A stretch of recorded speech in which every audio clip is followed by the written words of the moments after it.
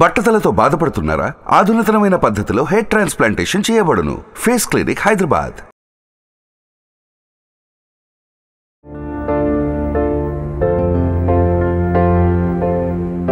Hello viewers, welcome back to India's largest digital network Suman TV. ఈరోజు మనతో ఉన్నారు stock market analyst అయిన సుందరరామరెడ్డి గారు. సార్తో మాట్లాడదాం. Hi sir. హాయ్ సార్, ఇండియాలో చూసుకున్నట్లయితే కేవలం రిచ్ ఫ్యామిలీస్ నుంచి వచ్చిన వాళ్ళు మాత్రమే అటువంటి లైఫ్ స్టైల్ అది చూడడం జరుగుతూ ఉంటుంది. చాలా తక్కువ మంది మిడిల్ క్లాస్ ఫ్యామిలీ నుంచి వచ్చిన వాళ్ళు మాత్రం ఒక 1% అని చెప్పొచ్చు. వాళ్ళు మాత్రం రిచ్ లైఫ్ అనేది చూస్తూ ఉంటారు, రిచ్ అవుతూ ఉంటారు. ఎందుకు మిగిలిన వాళ్ళు రిచ్ కాలేకపోతున్నారు? మిగిలిన వాళ్ళు ఎందుకు కేవలం మిడిల్ క్లాస్ వాళ్ళగానే ఉండిపోతూ ఉన్నారు? వీళ్ళు rich life style చూడలేరా?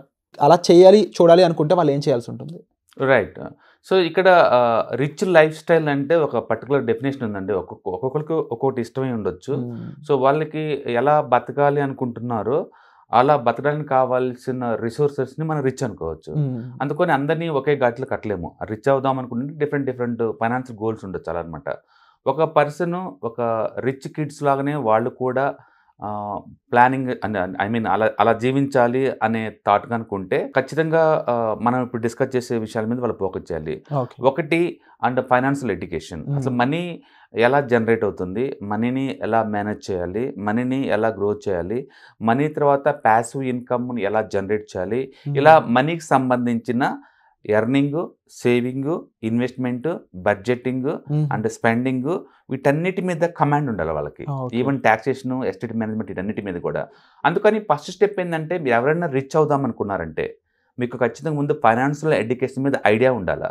End of day మీరు డాక్టర్ కావచ్చు, లాయర్ కావచ్చు, ఇంజనీర్ కావచ్చు, నార్మల్ మీరు రైతు కావచ్చు, బట్ మనీ ఎలా వర్క్ చేస్తుందో మీకు క్లారిటీ ఉండాలి. ప్రతి ఒక్కరి గోల్ ఏంటంటే లైఫ్లో కంఫర్టబుల్గా బతకటం. దాన్ని మనం ఫైనాన్షియల్ ఫ్రీడమ్ అంటాం. ఆ ఫైనాన్షియల్ ఫ్రీడమ్ నీకు రావాలి అంటే, నీకు మనసుకు తగ్గట్టు నువ్వు సర్వే అవుదాం అనుకుంటే ముందు మీరు బేసిక్ ఇన్పుట్స్ ఏంటంటే ఫైనాన్షియల్ ఎడ్యుకేషన్లో పెట్టాలి. తద్వారా ఏంటంటే మనీ ఎలా జనరేట్ అవుతుంది, మనీ ఎలా సేవ్ అవుతుంది, మనీ ఎలా ఇన్వెస్ట్మెంట్ చేసుకోవచ్చు, తక్కువ ట్యాక్సెస్తో ఎలా ఇది అవ్వచ్చు, ఈ మొత్తం కూడా ఒక ప్లానింగ్ చేసుకుంటూ పోవచ్చు అనమాట. అందుకని మీ ఏ ప్రొఫెషన్ నుంచి అయినా రండి బ్యాక్గ్రౌండ్, మీకు అందరికీ కంపల్సరీ కావాల్సింది ఫైనాన్షియల్ లిటరసీ బాగా ఉండాలి. అందుకని మీకు దానికి సంబంధించిన బుక్స్ కావచ్చు, దానికి సంబంధించిన కోర్సెస్ కావచ్చు, మెంటర్షిప్ కావచ్చు, లేకపోతే వర్క్షాప్స్ కావచ్చు, లేదా యూట్యూబ్ వీడియోస్ కావచ్చు, మొత్తానికైతే మీరు కొంచెం టైం స్పెండ్ చేసేసి ఈ ఫైనాన్షియల్ లిటరసీ కనుక పెంచుకున్నట్లయితే తక్కువ టైంలోనే ఎక్కువ ఫైనాన్షియల్ ఫ్రీడమ్ కోసం మనం ట్రై చేయొచ్చు అనమాట. కాబట్టి ఫైనాన్షియల్ ఎడ్యుకేషన్ లేకుండా ఒక మనిషి రిచ్ అవటం హైలీ ఇంపాసిబుల్. సో ఓవరాల్గా చూసుకుంటే సార్, జనరల్గా సింగిల్ ఇన్కమ్ ఉన్న ఫ్యామిలీస్ ఏవి కూడా రిచ్ అయినట్టు మనం చూడలేదు కదా. మల్టిపుల్ ఇన్కమ్, మీరు ఇందాక ప్యాసివ్ ఇన్కమ్ అనేది కూడా వాడడం జరిగింది. రైట్. సో మల్టిపుల్ ఇన్కమ్ అనేది చూసుకున్నట్లయితే దాని యొక్క ఇంపార్టెన్స్ ఏంటంటారు? ఒక ఇన్కమ్ అంటే ఇప్పుడు ఒక స్టూడెంట్ జాబ్లోకి వచ్చారనుకోండి, ఒక ఇన్కమే స్టార్ట్ అవుద్ది. బట్ జాబ్ ఫైర్ అయిపోయింది అనుకోండి, మళ్ళీ బ్యాక్ వస్తాడు, జీరోకి వచ్చేస్తాడు. ఇది కెరీర్ స్టార్టింగ్లో అయితే పర్వాలేదు, కానీ మిడిల్లో ఫైర్ అయింది అనుకోండి, అప్పటికే ఫ్యామిలీ వస్తుంది, డిపెండెన్స్ వస్తారు, చాలా ప్రాబ్లం అవుద్ది. ఎక్కువ మంది ఎందుకు రిసెషన్ వస్తే అంతగా భయపడతారంటే సింగిల్ ఇన్కమ్ మీద సస్టైన్ అవుతున్నారు కాబట్టి. ఎందుకంటే ఈ సింగిల్ ఇన్కమ్ బేస్గా తీసుకొని వాళ్ళు హౌసింగ్ లోన్ తీసుకుంటారు, కార్ లోన్ తీసుకుంటారు, కన్జ్యూమర్ యూటిలిటీస్ తీసుకుని ఎన్ని లోన్ తీసుకొని లైఫ్ అంతా స్టక్ అయిపోతారు. ఇప్పుడు ఆ ఇన్కమ్ ఆగిపోయింది అనుకోండి, ఈ ఈఎంఐస్ అన్నీ ఆగిపోతాయి అనమాట. అందుకని సింగిల్ ఇన్కమ్ మీద సస్టైన్ అవటం అనేది చాలా తప్పు. మల్టిపుల్ ఇన్కమ్ సోర్సెస్ పెట్టుకోవాలి. అందుకని మనం అనుకున్నట్టు ఇంతకుముందు ఒక పర్సన్ ఒక రిచ్ లాగా బతకాలి అంటే మాత్రం మనం ఫస్ట్ వాళ్ళకి కావాల్సింది ఏమనుకున్నాం, ఫైనాన్షియల్ ఎడ్యుకేషన్ అనుకుంటున్నాం. సెకండ్ థాట్ ఏంటంటే వాళ్ళు ఎలా బతకాలనుకుంటున్నారు, గోల్ ఉండాలి. సపోజ్ నేను ఒక 10 కోట్లతో రిటైర్మెంట్ అవుదాం అనుకుంటున్నాను, లేదు నేను నా డ్రీమ్ కారు, ఒక 1 కోటి రూపాయల కారు, ఆ కారు కొందాం అనుకుంటున్నారు, లేదా ఒక 3000 ఎస్ఎఫ్టీ ఉన్న హై రైజ్ బిల్డింగ్లో ఉందాం అనుకుంటున్నాను. అట్లా మీకు ఫైనాన్షియల్ గోల్స్ క్వాంటిఫికేషన్ చేయాలి. ఆ క్వాంటిఫికేషన్ చేయడం ద్వారా ఎగ్జాక్ట్లీ మీరు ఏం చేయబోతున్నారో మీకు క్లారిటీ ఉంటుంది. అంటే ఎన్ని గోల్స్ ఉన్నాయి నాకు అని చెప్పండి. ఫైనాన్షియల్ గోల్స్ మొత్తం అంటే అది చిన్న ట్రిప్ కాడ నుంచి, ఒక హాలిడే ట్రిప్ దగ్గర నుంచి కావచ్చు, అండ్ రిటైర్మెంట్ దాకా కావచ్చు, ఏదైనా కావచ్చు. ఒక గోల్ రీచ్ అవ్వాలంటే, ఫర్ ఎగ్జాంపుల్ నేను కారు కొందాం అనుకుంటున్నాను, 10 లాక్ అవుతుంది అనుకోండి. నాకు వచ్చే ఇన్కమ్లో నుంచి మంత్లీ ఒక 10,000 పక్కన పెట్టుకున్నాను అనుకోండి, ఒక 5 years తర్వాత ఆ మనీతో నేను కారు కొనుక్కోవచ్చు. కారు 10 lakh కాబట్టి. బట్ ఒక హౌస్ కొందాం అనుకుంటున్నాను, అది నా డ్రీమ్ హౌస్, ఒక 3 కోట్లు అవుతుంది అనుకోండి, 10,000 రూపాయలకి 5 yearsకి వర్కౌట్ అవ్వదు. ఒక 3-4 years ప్లాన్ చేసుకోవాలి. రిటైర్మెంట్ కోసం అనుకోండి, నాకు 10 crore కావాలి, అది ఇంకా లాంగ్ టర్మ్ ప్లానింగ్ కావాలి. అట్లా మీ గోల్స్ని బట్టి short term, mid term, long term ఇట్లా గోల్స్గా క్లాసిఫై చేసుకుంటే దాన్ని రీచ్ అవడానికి మనం ప్లాన్ చేసుకోవడానికి ఈజీ అవుతుంది అనమాట. అందుకని ప్రతి ఒక్కళ్ళకి నేను రిచ్ అవుదాం అనుకోవటమే కాదు, ప్రాక్టికల్గా ప్లానింగ్ ఉండాలి. ప్లానింగ్ ఉంటే ఏంటంటే మీరు విజువలైజ్ అవుతారు, ఎగ్జాక్ట్లీ విజువలైజ్ అవుతారు అనమాట. అందుకని ఫైనాన్షియల్ గోల్స్ని సెట్ చేసుకోవాలి. ఫైనాన్షియల్ గోల్స్ సెట్ చేయకుండా మీరు ఫైనాన్స్ మంచి వెల్త్ క్రియేట్ చేయలేరు. చాలా మంది ఏంటంటే ఏదైనా ఒక బైక్ తీసుకుందామని కొంచెం మనీ పెడతా ఉంటారు. ఈలోపు మధ్యలో డిస్టర్బ్ అయిపోయి పార్టీకి వెళ్ళిపోయి మొత్తం డబ్బు ఖర్చు పెడతారు. గోవా టూర్కి వెళ్తారు, మొత్తం పోతుంది, మళ్ళీ బిగిన్ చేస్తారు. ఎందుకంటే గోల్స్ ప్రాపర్గా లేక. మీరు కనుక గోల్స్ ప్రాపర్గా ఉండి విజువలైజ్ అయ్యేలాగుంటే దానికి తగ్గట్టు మనీ సేవ్ చేసుకుంటూ పోతున్నప్పుడు గోల్ రీచ్ అవడం చాలా ఈజీ. సో గోల్స్ ఉంచుకోవడం ఇంపార్టెంట్. ఫైనాన్షియల్ ఎడ్యుకేషన్ కావాలి, సెకండ్ మీకు గోల్స్ కావాలి, అంటే థర్డ్ వన్ బడ్జెట్ లేకుండా మనం ఏం చేయలేను. ఈవెన్ ఇండియన్ గవర్నమెంట్ కూడా 45 లక్షల కోట్ల రూపాయలు నెక్స్ట్ 1 yearలో స్పెండ్ చేయబోతుందని చెప్పేసి ముందే ప్లాన్ చేసుకుంటుంది. దానికి రావాల్సిన ఇన్కమ్ ఎక్కడి నుంచి వస్తుంది, ఈ మనీ తీసుకెళ్ళి ఎక్కడ స్పెండ్ చేయాలి క్లియర్గా ఉంటుంది. అలాగే మన ఎర్నింగ్స్ కూడా, మన మంత్లీ శాలరీ 1 lakh వచ్చింది అనుకోండి, ఈ 1 lakhని ఎక్కడెక్కడ స్పెండ్ చేయాలో క్లారిటీగా ఉండాలి. ఇవాళ రేపట్లో చాలా మంది ఈ స్ట్రెస్కి గురి అయ్యేది ఏంటంటే ప్రాపర్ బడ్జెటింగ్ లేక.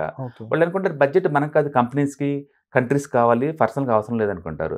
అంటే బిలో మీ పర్సనల్ కూడా కావాలి, ఫ్యామిలీకి పర్సన్స్ కూడా బడ్జెట్. ఎస్, ఒక పర్సన్ ఒక 2 kids తోటి హైదరాబాద్లో సర్వైవ్ అవ్వాలంటే ఈజీగా మంత్లీ ఒక 1 lakh అవుతుందండి.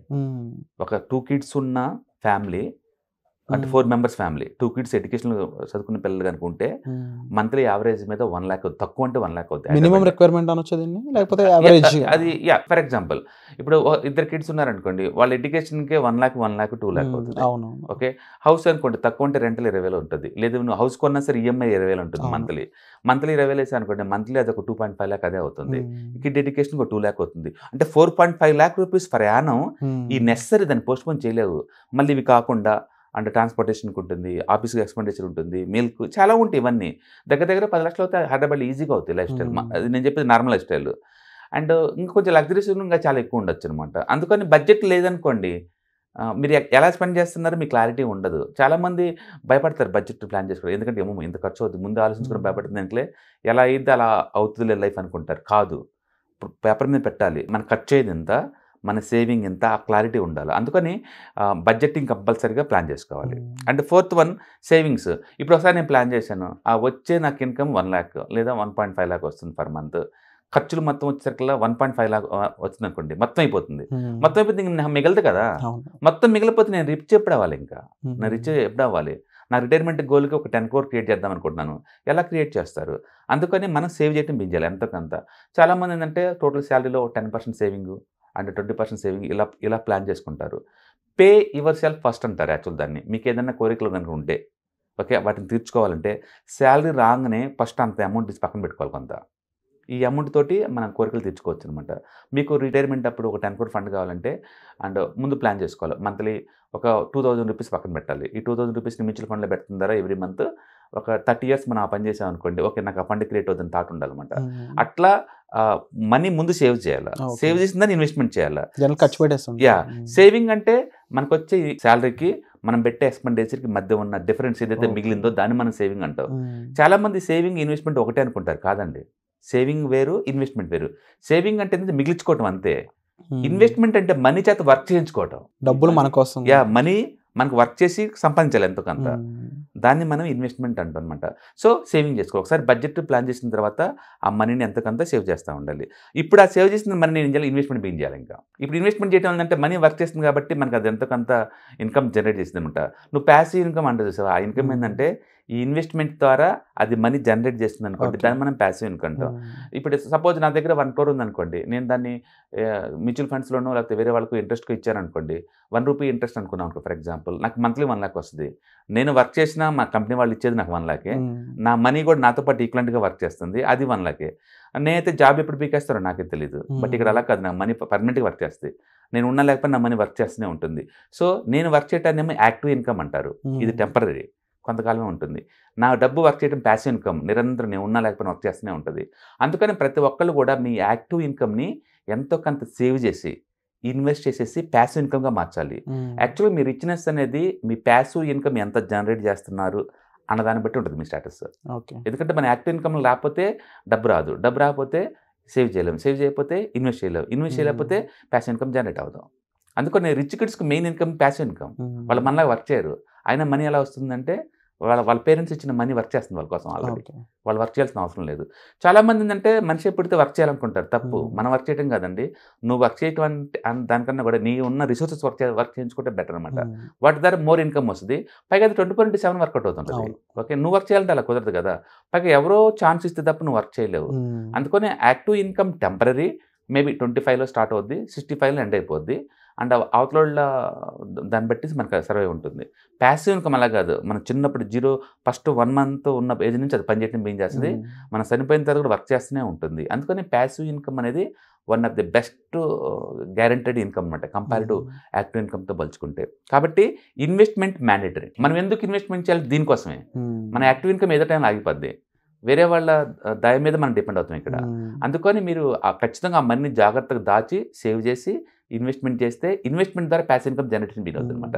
అందుకని లైఫ్లో నువ్వు సేఫ్ స్టేజ్కి ఎప్పుడు చేరుతావు అంటే నీ శాలరీ ఈక్వల్ టు నీ ప్యాసివ్ ఇన్కమ్ అవ్వాలి. శాలరీ వచ్చినంత ప్యాసివ్ ఇన్కమ్ జనరేట్ అవ్వాలి. అప్పుడు జాబ్ పీకేసిన భయం నాకు లేదు. జాబ్ పీకేసినా సరే నేను ఈ ఇన్కమ్ మీద సర్వే అవుతాను. పైగా ఇది నాకు పర్మనెంట్ ఉంటుంది. అందుకని ప్రతి ఒక్కళ్ళు ఎప్పుడు మీరు ఫైనాన్షియల్ ఫ్రీడమ్ దొరుకుతుందంటే ప్యాసివ్ ఇన్కమ్ ద్వారా నీకు కావాల్సిన రిసోర్స్ మొత్తం కొనుక్కోవడం ట్రై చేసావు అనుకోండి, అది ఫైనాన్షియల్ ఫ్రీడమ్ అంటున్నమాట అది. సో అందుకని అందరూ ఎందుకు ఇన్వెస్ట్మెంట్ చేయాలని రీజన్ ఇది. నిరంతరం మీ స్కిల్స్ ని ఇంప్రూవ్ చేసుకుంటూ పోతా ఉండాలి. స్కిల్ డెవలప్మెంట్ అసలు ఆపకూడదు. అందుకని ఎవ్రీ ఇయర్ మనకు వచ్చే ఇన్కమ్ లో ఒక 2 to 5% మన మీద మనం ఖర్చు పెట్టుకోవాలి. అంటే ఏ విధంగా అంటారు? అది వీటికి వెబినార్స్ అటెండ్ అయి ఉండొచ్చు. సపోజ్ ఇప్పుడు నేను ప్రోగ్రామర్ని, నా ప్రోగ్రామ్ స్కిల్స్ అనేది అప్డేట్ అయిపోతుంది రాను. ఎందుకంటే ఆర్టిఫిషియల్ ఇంటెలిజెన్స్, మిషన్ లెర్నింగ్స్ వచ్చేసినాయి. నేను అప్డేట్ అవ్వలేదు అనుకోండి, ఉన్న జాబ్ ఊడిపోద్ది. నేను అప్డేట్ అయ్యాను అనుకోండి, ఎక్కువ సార్లు అడగచ్చు. అందుకని మన స్కిల్స్ మనం ఇంప్రూవ్ చేసుకున్నాం అనుకోండి, మనకు బెటర్ ఛాన్స్లు వస్తుంది. పైగా లోపల అక్కడ నా డొమైన్లో ఏం జరుగుతుందో నాకు అర్థమైంది. మనం ఎప్పుడైనా ఏ ప్రొఫెషన్లో మీరు ఉండండి, అది గుడ్ బ్యాడ్ ప్రొఫెషన్ అంటూ ఏమి ఉండవండి. ఒకటే ప్రొఫెషన్, నీకు ఇష్టమైన ప్రొఫెషన్, ఆ డొమైన్లో నువ్వు ద బెస్ట్లో ఉండాలి. ఆ డొమైన్లో ద బెస్ట్లో ఉన్నావు అనుకోండి, నీకు ఎప్పుడు ఛాన్స్ వస్తూనే ఉంటాయి నిరంతరం. ఎందుకంటే యు ఆర్ ద బెస్ట్ కాబట్టి. ఈ బెస్ట్ అనేది నువ్వు అప్డేట్ అయిపోతే ఉండవు నువ్వు బెస్ట్. నేను ఫోటోషాప్ నేర్చుకున్నాను, అది 2 years బ్యాక్ ఫోటోషాప్ వెర్షన్ అనుకోండి, ఇప్పుడు వ్యాలిడిటీ ఉండదు. ఆర్టిఫిషియల్ ఇంటెలిజెన్స్ వచ్చిన ఈ రోజుల్లో నేను మాన్యువల్గా చేసుకుంటూ పోతాను, ఒక వర్క్ 1 week చేస్తాను ఊరుకోరాళ్ళు. అందుకని నిరంతరం నువ్వు అప్డేట్ అవ్వాలి. నువ్వు అప్డేట్ అయిపోతే ఆటోమేటిక్గా నీ స్కిల్ డిమాండ్ వస్తూ ఉంటుంది. అందుకని మన మీద మనం ఖర్చు పెట్టడం చాలా ఇంపార్టెంట్. నిరంతరం మన అప్డేషన్లో ఉండటం వల్ల ఏంటంటే చాలా ఈజీ అవుద్ది. ఊహించుకోండి, 20 years బ్యాక్ వాళ్ళకి కంప్యూటర్ ఎలా వాడటం తెలియదు. ఇప్పుడు కంప్యూటర్ వాడకపోతే ఏం నేర్చుకోగలుగుతారు మీరు చెప్పండి? ఒక స్టాక్ మార్కెట్ నేర్చుకోవాలన్నా కంప్యూటర్ కావాలి, ప్రపంచంలో ఏదైనా జరుగుతున్న విషయాలు తెలుసుకోవాలన్నా ఇంటర్నెట్, కంప్యూటర్ కావాలి. పోనీ ఏదైనా స్మార్ట్ టీవీలో పిక్చర్స్ ఏమైనా చూడాలన్నా నీకు కంప్యూటర్ రావాలి. అంటే కంప్యూటర్ స్కిల్ అనేది సపరేట్ ఎడ్యుకేషన్లో కాదు, అది కామన్గా అందరికీ ఉండాలి ఎంతకంత. నేను అప్డేట్ అవ్వను, నాకు అప్పుడెప్పుడు నేను బాగా చదువుకున్నాను, ఇప్పుడు నేను అప్డేట్ అవ్వనంటే కుదరదు. అందుకని హౌ టు అప్డేట్, ప్రతి ఒక్కళ్ళు కూడా అప్డేట్ అవుతూనే ఉండాలి. అందుకని స్కిల్ డెవలప్మెంట్ మీద మనం ఎంత ఖర్చు పెట్టాలి, అది ఏ సంబంధం కాదండి. ఈ రిటైర్మెంట్ అయినా సరే you how to update your self. ఎందుకంటే మనం ఉన్న సొసైటీలో అప్డేషన్స్కే ఎక్కువ ఛాన్స్ ఉంటాయి కాబట్టి అదనమాట. సో ఓవరాల్గా చూసుకున్నట్లయితే మన కోసం మనీ సంపాదించే రేంజ్కి మనం ట్రైన్ అవ్వాల్సి ఉంటుంది. ట్రైన్ అవ్వాలి. ఆ మనీ కూడా ప్రాపర్ పర్పస్ కోసం అవ్వాలి. ప్రాపర్ పర్పస్ లేకుండా మనం మనీ సేవ్ చేయాలన్నమాట. అందుకని యూ హ్యావ్ టు విజువలైజ్ నీ లైఫ్ స్టైల్.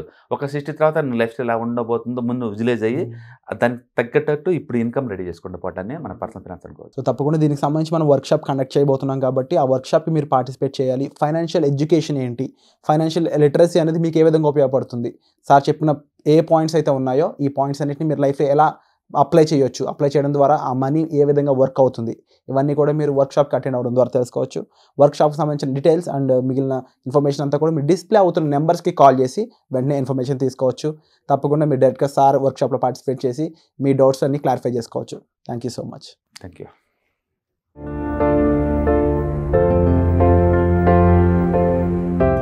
సుమన్ టీవీలో మీ పర్సనల్ అండ్ బిజినెస్ ప్రమోషన్స్ కోసం కింది నెంబర్కి కాంటాక్ట్ చేయండి.